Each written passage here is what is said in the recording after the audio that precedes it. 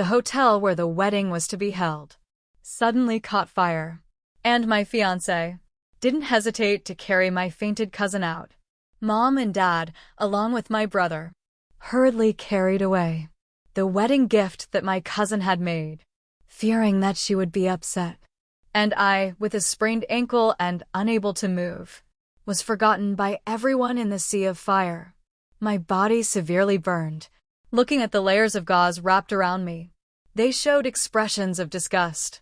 How are you so unlucky that the wedding could catch fire? It scared Lydia so much that she fainted. Anyway, you can't face anyone looking like this. And Lydia is about the same size as you. So, why not let her stand in for you and hold the wedding? First, I nodded calmly in agreement and turned to finalize the arrangements for the overseas assignment with my supervisor.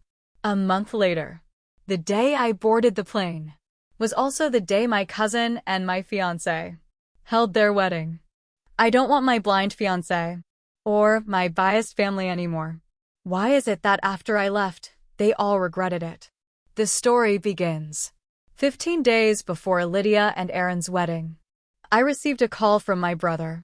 He opened his mouth to question. Did you make your friend comment those nonsense things under Lydia's Facebook?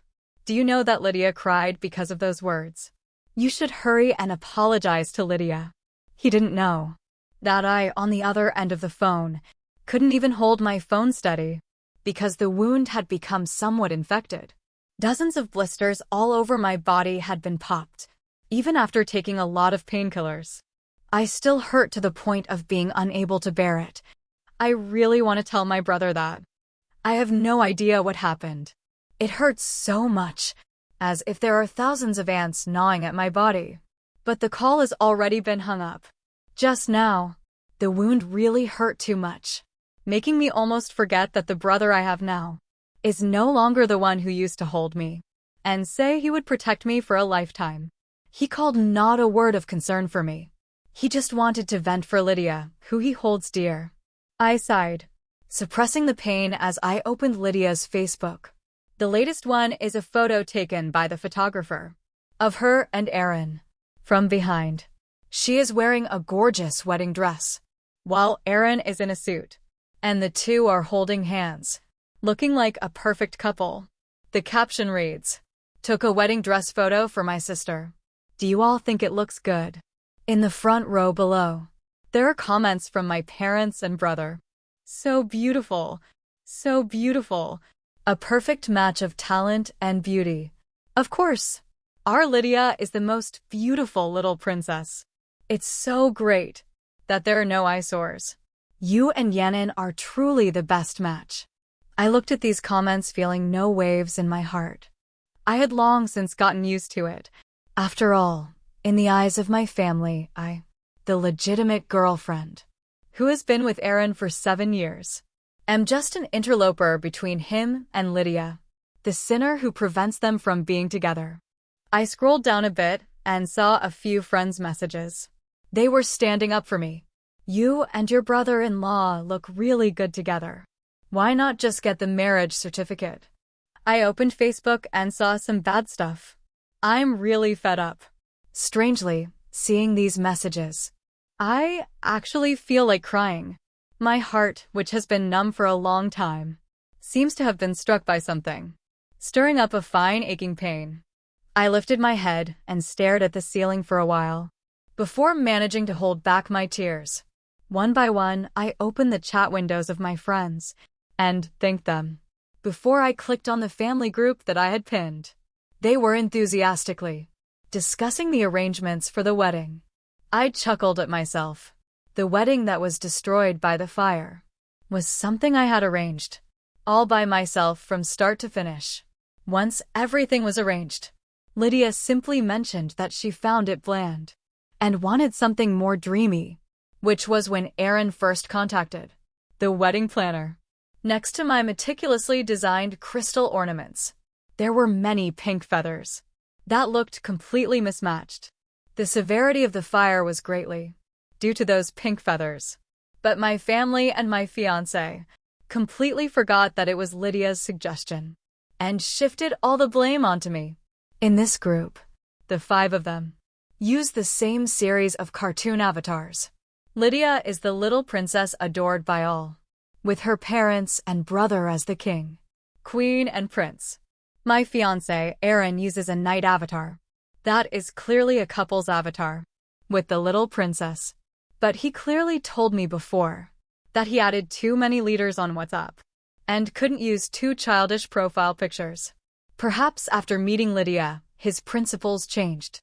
I stared at the similar profile pictures of those 5 people for a long time before finally sending a message. The wedding photos are quite nice. I don't know about the comments. Sorry, my appearance instantly silenced the group that had just been passionately discussing the wedding arrangements. A few minutes later, Lydia appeared and pretended to say, "It's okay, cousin. I don't blame you." The group chat that had just fallen silent suddenly became lively. "Dad, Lydia is still the sensible one."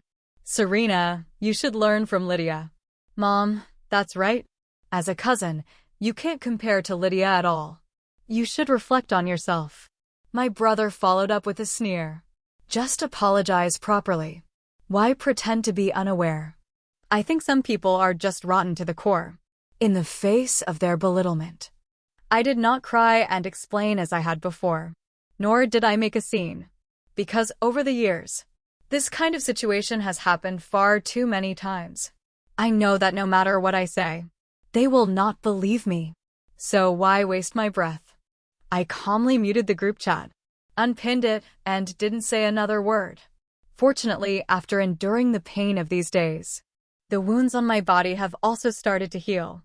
Slowly, my days in the hospital can be considered quite leisurely compared to the constant flow of visitors and other wards. My room is truly desolate.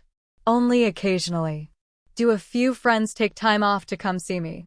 But adults have their own difficulties, and they can't always be by my side. Even the nurse couldn't help but ask me if there was no one at home to take care of me anymore. I just smiled and thanked her for her kind concern for me. However, I never expected that. 10 days before the divorce ceremony, I suddenly saw my parents and brother, who had never appeared before at the hospital. They looked anxious, their faces filled with worry. It's impossible to say that my heart isn't touched at all, but it's only for a moment. I know very well that they are not here to see me. Sure enough, the elevator doors opened, and Lydia, sitting in a wheelchair, was pushed out by a man. When she saw her parents and brother, a happy smile appeared on her. "Aunt, uncle, cousin, why are you all here?" "I just twisted my ankle." "You child. Twisting your ankle is no small matter. It must hurt a lot, right?" Mother's eyes were filled with compassion. I hid in the corner, quietly watching, lowering my head to glance at my foot, which had almost healed. During the wedding rehearsal, I was pushed by Lydia and fell to the ground, also twisting my ankle. But at that time, Mom just held Lydia in her arms. She said, "It's just a sprained ankle. How much could it hurt?" Lydia didn't do it on purpose. She told me not to fuss over such trivial matters with my sister. But now, she says that twisting an ankle is not a small thing. I took a deep breath, feeling like a stranded fish. My home is clearly not far from me yet. I can't go back. I can never go back. 3 days later, I handled the discharge procedures by myself. When I walked out of the hospital, no one came to pick me up. Everyone is helping with the rehearsal. At the wedding venue, my dear cousin Lydia, afraid that I wouldn't know, recorded all those sweet and warm moments and sent them to me. Perhaps it was because I had seen so much that my heart, which would originally feel pain, gradually became numb. I took a taxi back home, preparing to pack my luggage for going abroad. When I entered the password, that hadn't been changed for many years, I received the prompt, "Incorrect password." The original password was the birthdays of my brother and me. When it was set, my parents said that this way, they would never forget the birthdays of their two treasures. For a lifetime. But later, even with this password, they forgot my birthday countless times. Now they have changed the password. And no one has told me. I tried many times, before finally giving up and calling my parents. After refusing twice, they finally agreed to answer the phone. It's very lively over there, as if they are having a meal. I heard my brother teasing Aaron that his eyes are about to grow onto Lydia. The next moment, Mom's voice rang out. Don't you know we're eating? Is there something that can't wait until later? Listening closely, I could hear that her tone was not only impatient, but also carried a hint of guilt. Maybe it's because of Aaron, I thought to myself. But I didn't say it out loud. The password at home has changed. I can't get in. Mom was taken aback for a moment, as if a bit surprised. You're back home from the hospital. Realizing she had asked a very silly question. She fell silent for a moment, but didn't tell me the password. You should go stay at the house in the south of the city. First, her avoidance made me keenly aware that something was wrong. Did you go into my room? With a question full of speculation. My mother suddenly became furious. Why are you so heavy-hearted? What is there in that little room of yours that is worth our concern? Enough. I won't talk to you anymore. We still have to eat. The phone call was hung up. I stood at the door, staring at the keypad lock for a long time. After entering, the door opened after my brother and Lydia's birthday. I can't quite describe how I feel. Am I sad? It doesn't seem so. Am I angry? Not really. It just feels like a sense of, as expected, walking into this home, where I have lived for over 20 years. I realized that so many things have changed. At my last wedding, my parents and brother found it troublesome. So, they let me leave from the hotel. And not even a single character of joy was posted. This time, the house was decorated with lanterns and colorful banners. Even the bathroom had red double happiness characters pasted on it. The family photo placed next to the TV cabinet has also turned into another group photo of 4 people that I have never seen before. My heart trembled as I walked straight into the small room that belonged to my corner. Pushing the door open, my bed was gone. The table and cabinet were also gone, and it was filled with various wedding-related clutter. No wonder Mom wouldn't tell me the password. It turns out that in this house, there is nothing of mine anymore, and there is no place for me to belong. I find it strange myself that at this moment, I can actually smile. It's just that my face feels inexplicably a bit itchy. Stepping out of the house, a gust of wind blew, and I felt my hands sticky, only to realize that I had been crying. It was probably just bad luck. When I got downstairs, I happened to run into the 5 people who had just finished their meal. Mom and Dad and my brother walked behind, while Aaron and Lydia held hands, like the most ordinary couple. Walking in front, they bumped into me, and the 2 of them awkwardly let go of each other's hands. Cousin, it's not what you think.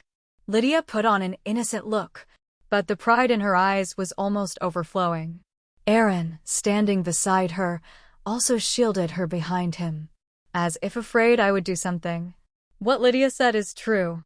Serena, we are just following what the photographer said about developing feelings. I looked at my lover, with whom I had been in a relationship for 7 years, and tugged at the corner of my mouth. I didn't misunderstand. My parents and brother rushed over, immediately scolding me. Serena, can you be a little more sensible? Look at yourself now. If it weren't to help you, Lydia wouldn't be with Yen. And I know. My voice interrupted their chatter. I know it's all for my own good. And I really appreciate it. Mom, weren't you the one who wanted me to move to the south of the city? My taxi is almost here. Until I left, those 5 people still stood in place, their faces showing confusion, as if they couldn't understand why I suddenly seemed like a different person. Yes, when I still cared about them. I was like a hysterical Mad Ann. I don't understand why my uncle and aunt, who came to attend my birthday party, died in a car accident. This sin will be placed on my head. I don't understand why after Lydia moved into my house, my parents and brother would think that being good to me is being unfair to her. I also don't understand clearly, having promised me that he would always favor me and only love me, why Aaron gradually started to have feelings for Lydia. They all think I am the bad person, the one who bullied the innocent Lydia. The innocent Lydia was showered with love and received everything I wanted. Yet I have nothing left. In the midst of the raging fire, when I saw them one by one abandon me, I understood that no matter what, I could never compete with Lydia. I no longer wanted to fight, nor did I want to go mad. In the next 2 days, I repurchased the things I needed to take with me. Skincare products, clothes, and even the suitcase were all brand new, ones I bought at the mall. I began to look forward to the new life that would begin after leaving this land. Just before going to bed at night, the door was knocked on. It was Aaron and 3 people from the family who came to find me. I saw them and felt a bit impatient. "What are you here for?" Hearing my indifferent tone, they were slightly taken aback. And then Aaron spoke up to clarify the matter. "Serena, Lydia said that this wedding is just a substitute for you, and she hopes you can be there tomorrow." Forget it. With my appearance, there's no need to go. I originally thought that I would shamelessly participate, but Aaron and his family were taken aback again. They then took a closer look at my appearance. The several wounds on my face bore a light red color that was different from the other fair skin, and my fingers resting on the doorknob were also covered in rugged scars. Once I would cry and whimper at even a small injury, but at this moment, I wore a calm expression, as if these gruesome wounds had not appeared on my body at all. "Serena, are you still in pain?" Mom asked this question for the first time. I raised an eyebrow and said, "I don't feel anything anymore." A light, airy statement that silenced everything they wanted to say. Aaron's eyes seemed to hold a bit more pity. My parents' eyes were fixed on my scar. And my brother, who always picks on me, also lowered his head, lost in thought. The phone ringing broke the somewhat awkward silence, and Lydia's cheerful voice rang out. "You really have to persuade my sister to come. I'm really afraid she'll misunderstand something. If she doesn't come, I won't feel at ease." Yes, yes. We need to reassure Lydia. The 4 of them, feeling a bit awkward upon hearing my refusal, seemed to suddenly find their reason. "Serena, you should have heard. You must come tomorrow." Aaron grabbed my wrist. "Even though it's Lydia standing in for you, you are the true star of the wedding. Yeah, if you don't go, it won't be good if others misunderstand." I listened to their advice, feeling a bit impatient. I raised my hand to check the time. It was already very late. Tomorrow's flight is an early one, and I don't want to waste time with them. Just nodding along randomly, which is how I sent them away. The next day, I got up very early. When I was getting ready to board, Lydia had already posted a photo of her makeup on Facebook, accompanied by a shy expression. I'd just like to post. And the next second, I saw a message from Aaron. "Serena, when are you coming?" Lydia said she prepared a dress for you. Don't be too late, and let her good intentions go to waste. He only felt that Lydia was kind, completely forgetting that I had scars and couldn't wear a dress at all. I replied to him with 3. "Let's break up." Then I turned around and added him and everyone in the family to the blacklist, walking towards the boarding gate without looking back. Seeing that message and realizing he had been blocked, Aaron felt an inexplicable sense of panic. As if something was slipping out of his control, he called me frantically. But unfortunately my phone was in airplane mode, and he couldn't reach me at all. Not just him, but anyone in the house had no way to contact me. Mom and Dad were extremely anxious, and my brother even drove directly to the house in the south of the city to look for me. just like the home I lived in for over 20 years. This room has left no trace of me. Everything has been cleared away by me. After getting off the plane and turning off airplane mode, I saw that there were over 100 missed calls on my phone. It was then that I remembered. I had only blocked them on WhatsApp and forgot to block their numbers as well. Just as I was about to operate, another call came in. I pressed to answer. The person across seemed quite anxious. "Serena, where have you been? Do you know how worried we were?" I looked and saw that it was actually my brother's call. Would he be worried about me? I didn't believe it. "Is something wrong?"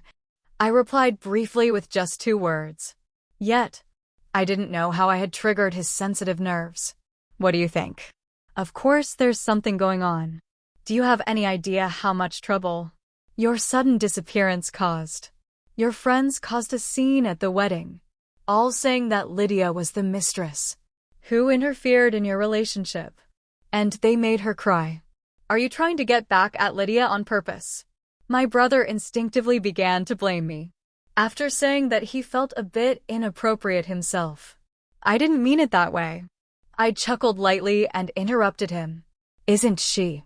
When I brought Aaron home, looking forward to marrying him, wasn't it Lydia who used all her wiles to catch his attention? The brother seemed to want to refute, but found no reason to exonerate Lydia. Why is Lydia getting closer and closer to Aaron? Doesn't she know he's someone else's boyfriend? Suddenly, the older brother felt a bit flustered. If Lydia really did it on purpose,